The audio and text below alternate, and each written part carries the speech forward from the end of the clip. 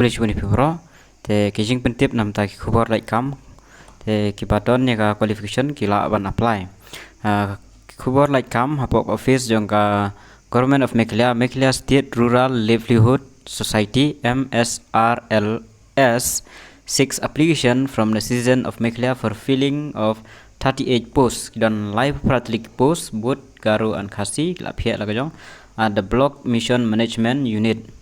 The candidate will have to submit the online application using the link provided in MSRLS website.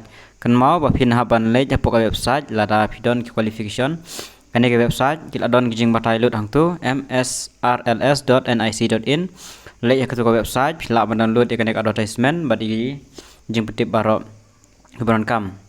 And the date for submission of the application form is from 10 a.m. of the 1st August.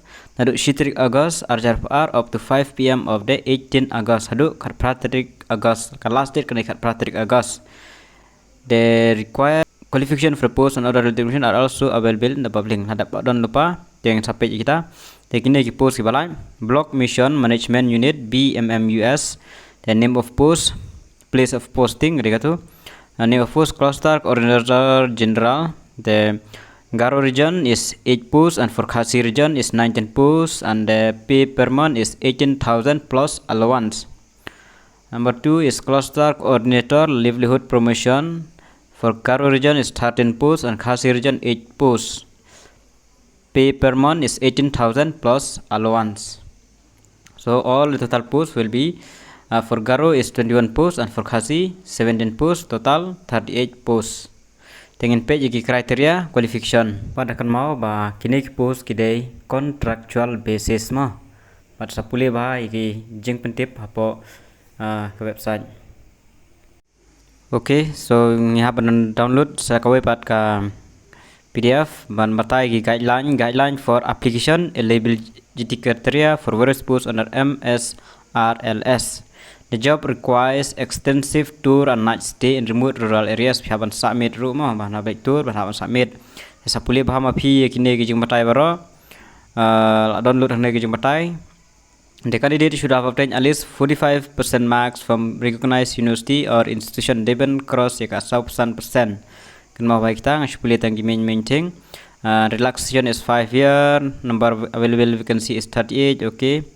List of document, passport size, signature, self-attested copies, document, certificate required, submit following date of birth, address proof, highest educational qualification only, caste type certificate, disability certificate if applicable, Gibadon, working experience certificate only, tangga certificate, omdek intention certificate, curriculum vitae, CV, phabantoi gitu. Okay.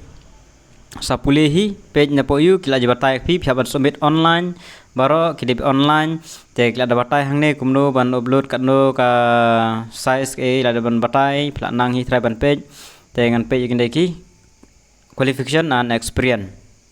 Qualification is degree and above. Mun bab have bas degree and above ka qualification ma mau ka degree and above. The age within 30 years hapo kalai post name the 5-year relaxation for SC/ST. And experience minimum 1 year's working experience in working with the poor in the areas of social mobilization, institution building and capacity building. Desirable minimum 3 years working experience areas computer skill. Okay. Then for number 2 for CCLP cluster coordinator livelihood promotion qualification degree and above same 30 years age relaxation minimum 1 year working experience working with the poor areas institution building capacity. Okay.